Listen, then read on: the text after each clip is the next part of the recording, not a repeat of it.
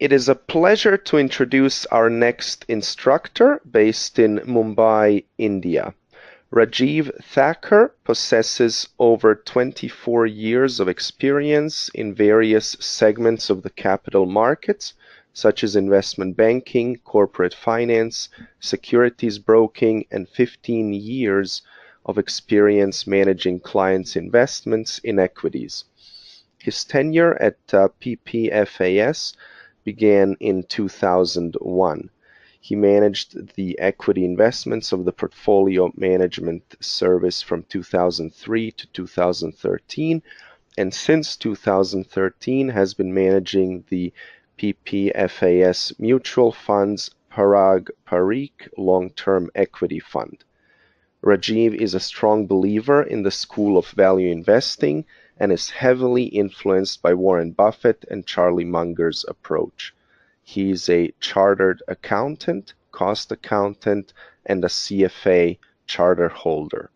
On behalf of the MOI Global membership community, a very warm welcome to you, Rajeev. Please go ahead. Thank you, John.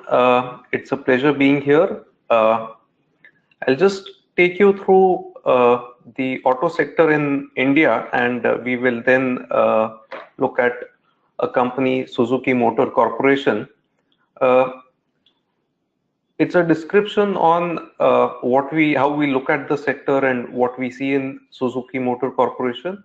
But I would urge participants to do their own research and not to take the points discussed today blindly.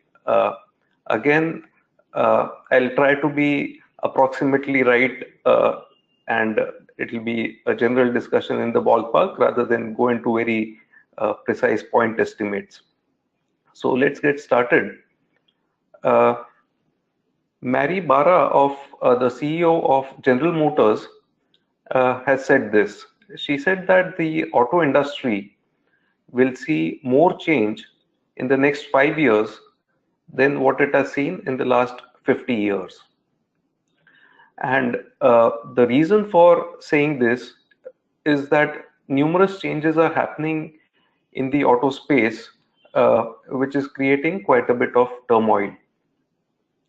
One thing, of course, is well known today is that all along automobiles have run on internal combustion engine, and today there's a big move towards electrification on account of various reasons, one of them being the environmental factor, and again down the road it could be cost efficiencies or moving away from oil dependence and its associated geopolitics. We have also seen this big shift towards autonomous vehicles, and we had this unfortunate incident where we have seen the first fatality in the autonomous testing. But nevertheless, various companies are doing research in this area and are doing field testing.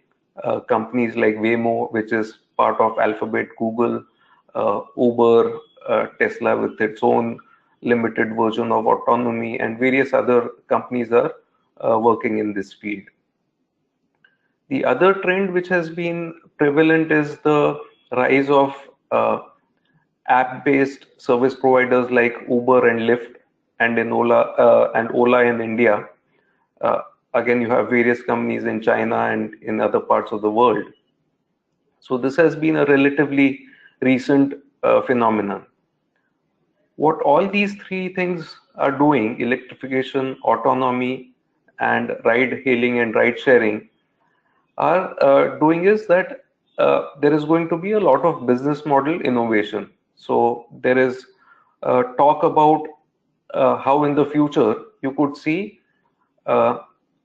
automobiles being provided as a service rather than as an asset purchase. So people could maybe subscribe to a certain number of miles on a monthly basis from a company, and they would not own the asset, and they would have access to vehicles and mobility virtually on demand. And there's an interesting video on YouTube, and also He's written a couple of books, so you can check out Tony Seba's video on YouTube on what is happening in the renewable space and in the auto space.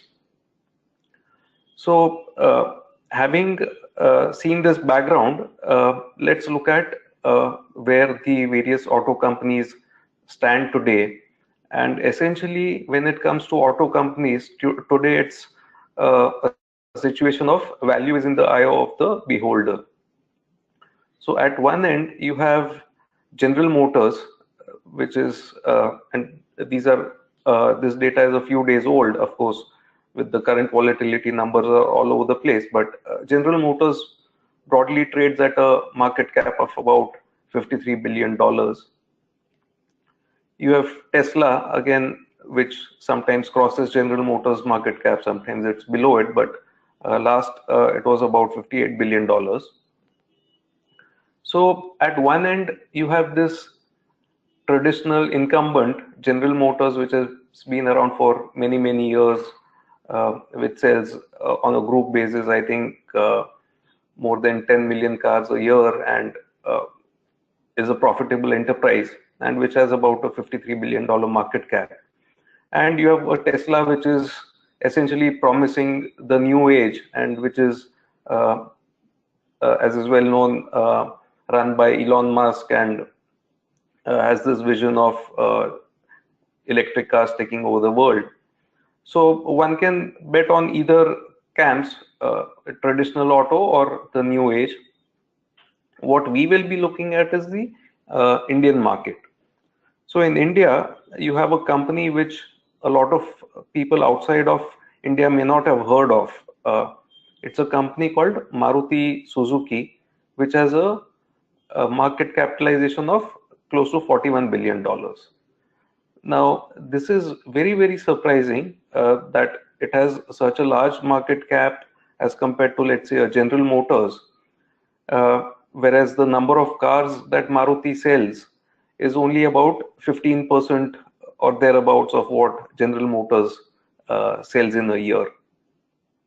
Again, cars in India sell for a lower price and are smaller cars and with less features. So revenue would be even lower as compared to that of General Motors. So turnover basis, it would be about 8 to 10% of what General Motors has in a year. So that is the surprising part. Why should this company be valued so much? After Maruti, we look at Suzuki Motor Corporation, which is the parent company of Maruti in India. Suzuki has a market cap of about $26 billion. So the investment hypothesis for Suzuki rests on these four pillars. Participants who are listening to this presentation, if they think that any of these four pillars do not hold true, then whatever we are discussing today should not be taken that seriously, and the investment case would fall apart. So the first part of the hypothesis is that more cars will be bought and sold in India in the years to come, and we will see a significant amount of volume growth in the Indian car market. The second part of the hypothesis is that Maruti Suzuki will be a significant part of the future, and it is a company to reckon with.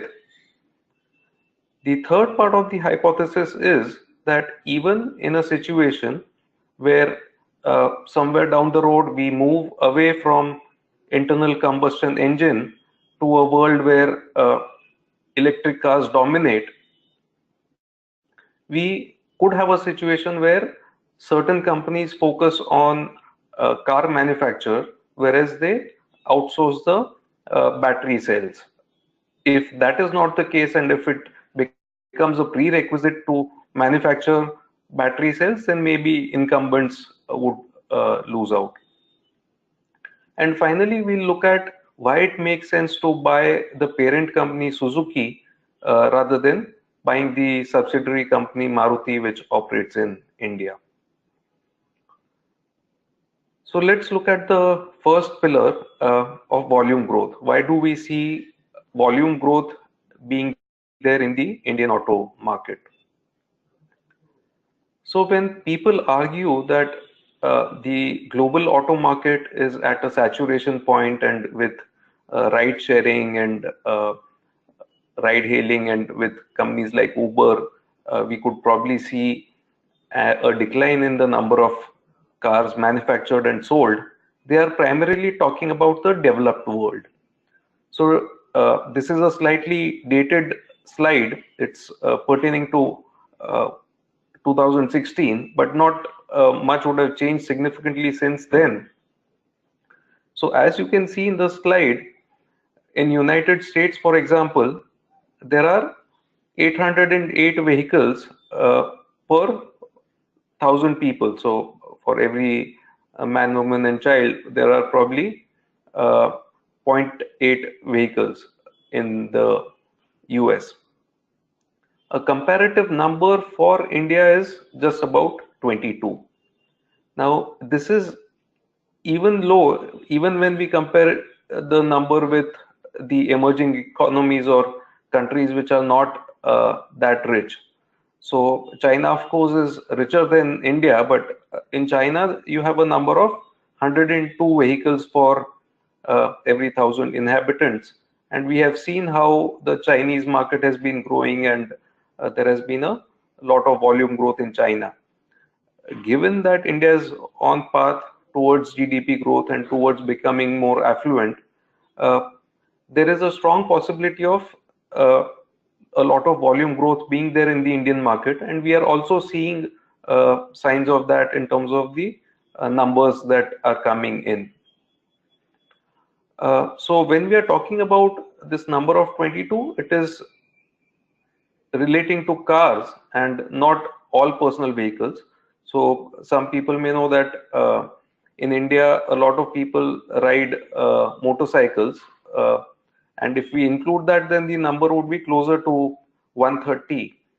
However, as India is growing affluent and as more people are able to afford four-wheelers, we are seeing more cars being bought and sold in India. Again, the rise of companies like Uber, Lyft, Ola is a factor which is discouraging car ownership in the developed countries. However, the impact in a country like India is somewhat different. It is in fact increasing accessibility, and people who cannot afford to buy their own car are able to ride these services as and when required. So, in fact, it is helping the number of cars in the country increase. And as these become more accessible, uh, these are gaining over the traditional what are called auto rickshaws or tuk-tuks in the cities in India, and a more formal car which is air conditioned is gaining market share. Again, as uh, the world is urbanizing, as India is urbanizing, the public transport is lagging behind the needs, and that's where personal transportation in terms of personally owned cars or ride hailing services come into picture. And we have seen last year a growth in excess of 9%, and that is expected to continue for quite a few years down the line. Coming to the second part of why to look at Maruti seriously and why not any other company which operates in India. So this is the market share chart for India, and essentially in India, Maruti accounts for every 1 in 2 cars sold. So it's Maruti which has a market share of somewhere around 50% over the years, and rest of the market is split between everyone else. And in between, you can see a dip in the market share of Maruti. At low, it had gone to as low as 43%, and they have strongly rebounded from that. The context to the dip in market share in the past was that two things were happening. One was that uh, diesel was gaining market share in India, and Maruti for some time did not have diesel engines, and that is reversing course now. Uh, Maruti also has diesel vehicles, and the market itself has again shifted back to petrol. And the other factor was that somewhere around 2010, 11, 12, foreign automakers were getting aggressive in India, but they have realized that they have been unable to run a very profitable operation, and they have been losing market share, and some of them have even exited from the Indian market. So let's see how these people have done. So the traditional auto biggies like General Motors, Ford, Toyota, Volvo, Volkswagen, all of them have tried to enter in India, but they have not been able to gain traction, gain volume, and some of them have exited the Indian market, and others have scaled down their ambitions and operations quite significantly. So General Motors, for example, has exited the Indian car market.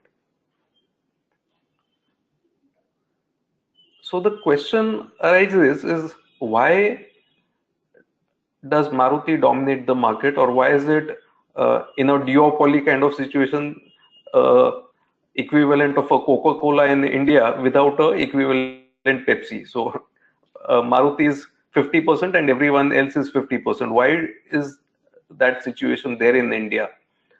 Uh, so one is that it has to be realized that the Indian car market is different from car markets in the other countries.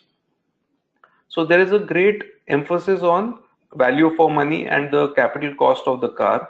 One cannot just simply uh, recreate the models that are working well elsewhere and try and sell them in India. They have to be relevant for the Indian conditions. And some of them can be as simple as a higher ground clearance, given that the road conditions are not that great in India, and there are some potholes or waterlogging. So one is people have to focus on value for money and also focus on relevant models. The other thing is that import tariffs are quite steep in India. So whichever manufacturer builds cars in India has a big advantage over people who import cars or import a significant amount of components. What this does is that people who have already achieved scale benefit. Now, a new entrant has to uh, take that gamble and set up manufacturing capabilities without having the assurance that they will be able to sell what they manufacture. So, foreign manufacturers who have uh, tried to set up base in India and who have been importing components have been at a big disadvantage in the Indian marketplace. And uh, Maruti in India had a more than a decade head start over the other players like General Motors, Fords, and so on. They started in early 80s, whereas the other foreign players came in 90s, mid 90s, or even later. So the head start in terms of setting up manufacturing facilities, dealership networks, service networks, that is there with Maruti. Again, India is among the few countries where we drive on the left hand side of the road. The steering wheel is on the right side, and it requires a certain amount of adjusting the car model for that. The other thing is that if people try to replicate the foreign models in India, they again are at a cost disadvantage. Now, world over, airbags are a very significant component of the safety aspect, and usually people prefer having those in the vehicles. India is a strange country where people do not even wear seat belts on the rear, uh, on the in some of the seats, and in a lot of cases they actually have the seat belts removed, which come pre-installed. So there is no way that people will pay for airbags, and people will always prefer a cheaper car model. So again, value for money is a big factor in India. Also, driving speeds in India are typically slower. You have narrower roads which are not in that great shape for speeding. So the speeds on the Indian roads are slower than what one sees elsewhere. A factor which people consider while uh, buying a car is the service network and reliability.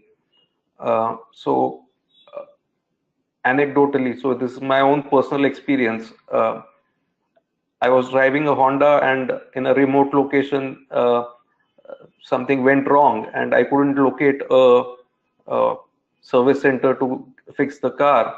Whereas in a similar situation, a Maruti dealer would be there, or a Maruti service center would be there to get me up and running. Finally, I had to go to a Maruti center to take their help and get my car running. So given the more than a decade head start that Maruti has had in India, they score on this aspect, and others have not been able to match up with them.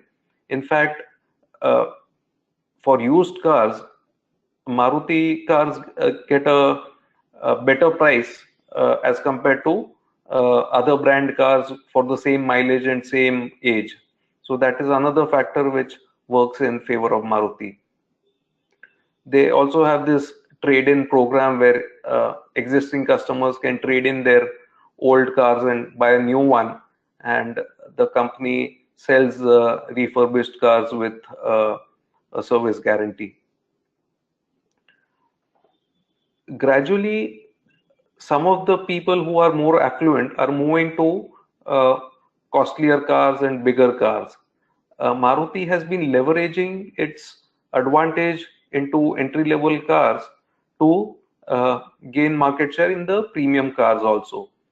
So recently, what Maruti has done is that they have created a separate brand for the premium cars called Nexa, and they have separate showrooms for that, and that has also been gaining good amount of volumes. So in fact, if this separate premium brand were to be a different company in India, that would be the number three automaker in India. So from a recent start, that has gained a good amount of traction. And finally, they are locking into major dealerships in prime locations in various cities, and competitors are in fact finding it difficult to gain entry in terms of gain good locations for setting up their dealerships. So this is almost like a McDonald's occupying prime real estate in most locations. Again, this company is recognizing the fact that somewhere down the road you could see electric vehicles taking off in India. So what they have been doing is they have started some work. They have started work on fully plug-in electric vehicles, as well as hybrids where they would run part of the journey on batteries, and in case charge runs out, then there's a backup internal combustion engine. So they are working on keeping the overall car cost low and making appropriate models for India. So the important thing to note about Indian market is, even if one were to see that electrification will take off in a big way, our market is more akin to, let's say, the Chinese market, and a company like BYD would be more relevant for the Indian market as compared to something like a Tesla. So we will not have the super premium cars, or cars with a lot of features and huge amount of range and things like that. We would be having a car market where the cost of the car would matter significantly, and even lesser range would be an acceptable compromise for the Indian market.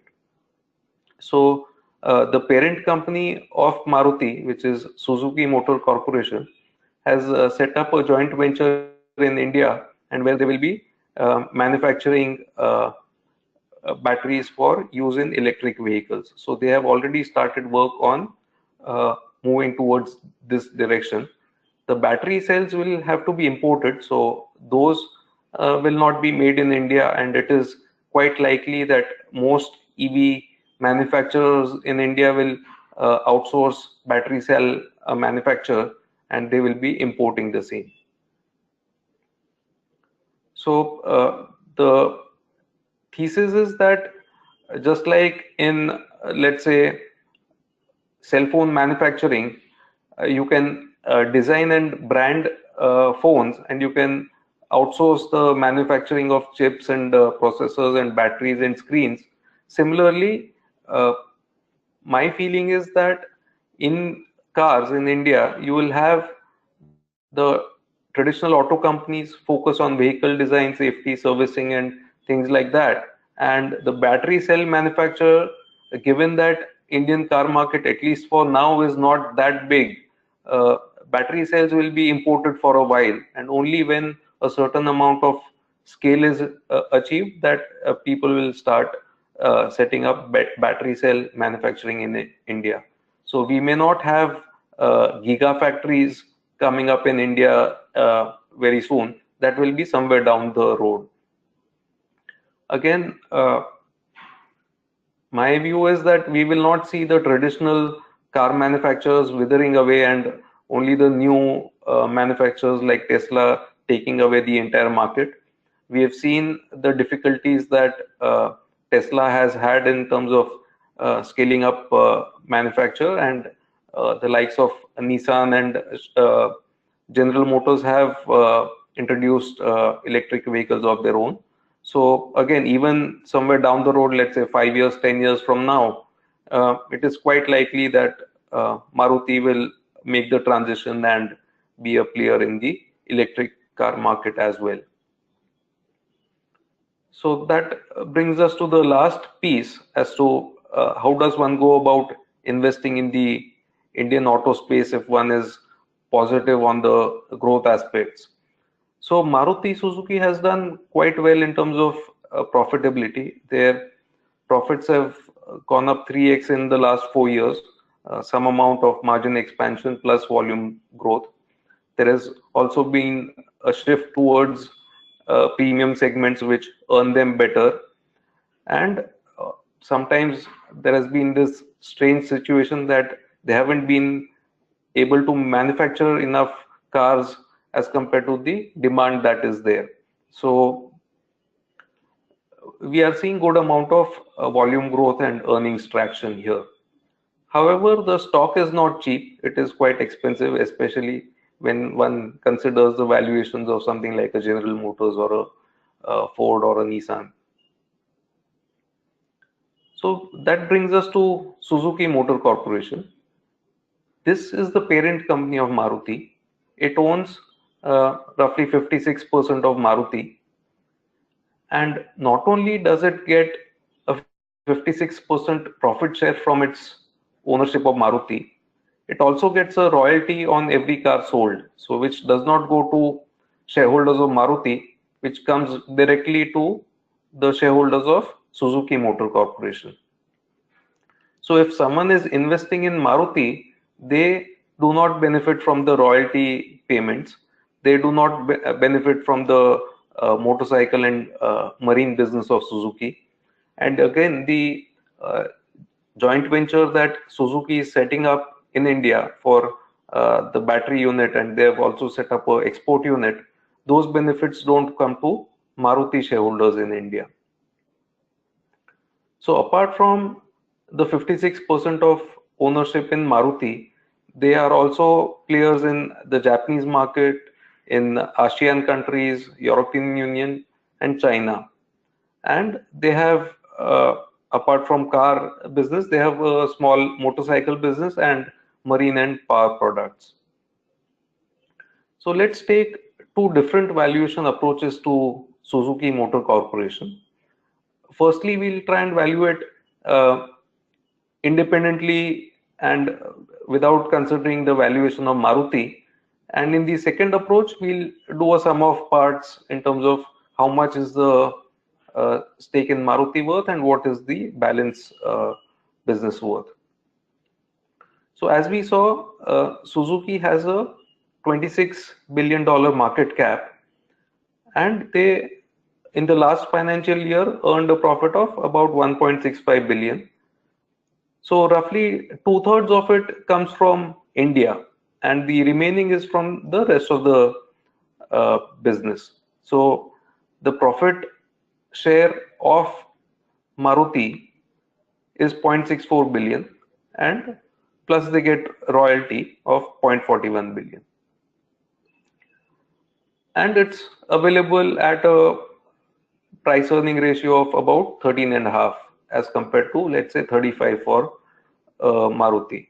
So again, given that it's a company which is growing sales volume significantly, especially in its Indian operations, it has seen its profits double in 4 years, and it's a company with pretty decent financials in terms of return on equity and growth rates and so on. So this is the way their sales have grown over the past few years, and the breakup of revenue across various geographies. So as you can see, the bulk of the profits are coming from the Indian markets. Now, as and when the other markets were to turn around or start contributing more, that is a potential upside. But right now, we are not paying too much for the other markets that they operate in. Those are not very profitable for now. So it can be seen as a participation in the Indian market with the optionality of the upside in the other markets where they operate in. Again, we discussed this.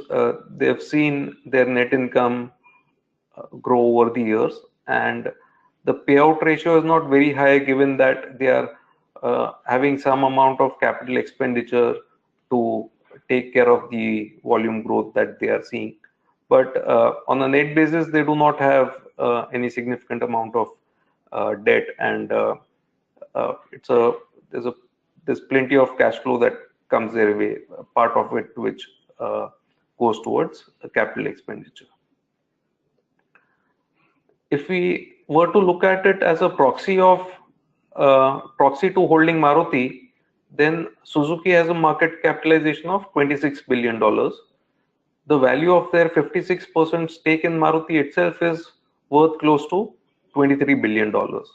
So for a net value of, let's say, $3 billion, you participate in the royalty income from Maruti's Indian operations, plus you get all the other businesses effectively close to free. So that's basically the investment thesis for Suzuki Motor Corporation. And John, I'm done with the presentation, and I'll be happy to take questions. Rajeev, thank you very much for such a comprehensive presentation, and also for going into the industry in such great detail. That was very educational.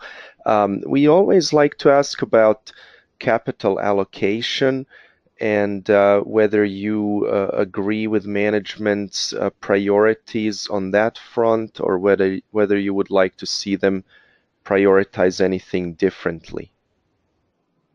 Sure. So given that they are seeing significant growth opportunities in India, the management's stance of investing in the battery plant in India and investing in the export plant in India, that is a very rational capital allocation decision, and the dividend payout ratio of about 15% should be reasonable. So given that their business generates a decent amount of return on capital, it is better for them to reinvest in the business when opportunities are there rather than try to pay it out. So I'm happy with what they are doing on capital allocation. And could you elaborate a little bit more on management incentives or any stock ownership that's of note? So the family has been running the Suzuki Motor Corp. It's a owner operator kind of business over generations in Japan. But over a period of time, obviously, the family stake has been coming down, uh, and institutional ownership has increased over the years. But the Mr. Osamu Suzuki has been at the helm for many years, and it is only recently that he's taken a less active role and passed on the reins in Suzuki Motor Corporation. So the management has been having a very long tenure, and they have uh, stuck around and guided the company over the years. If someone were to consider investing and or tracking this as an idea, what would be some data points perhaps one could look at and track to either validate or challenge your thesis? I think one key factor would be market share of Maruti in India. Is that holding steady or is that declining? That would be one.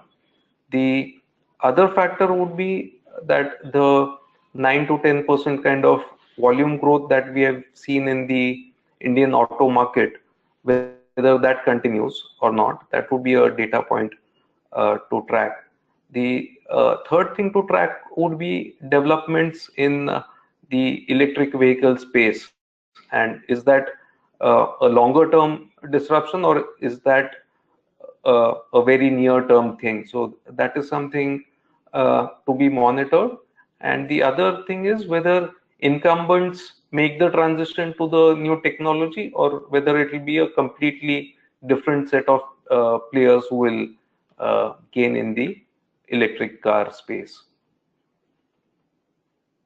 And perhaps lastly, if you could talk a little bit about how you discovered this idea and maybe more broadly about your idea generation process.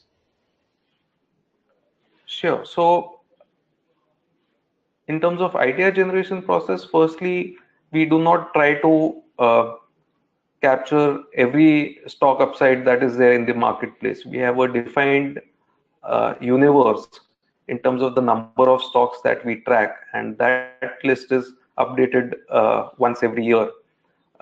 What we consider when including companies in our coverage universe is management quality, capital allocation, uh, the return characteristics in terms of return on capital ratios, and growth prospects of the business, and whether we can understand the business or not.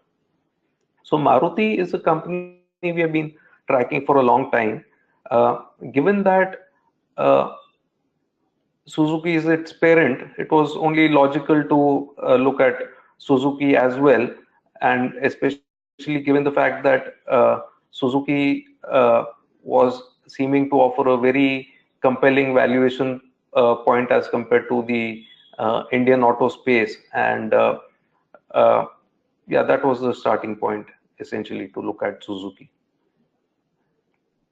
Wonderful. Well, Rajeev, thank you very much for taking the time to be with us and share your insights as well as the idea with the MOI Global community. We truly appreciate it.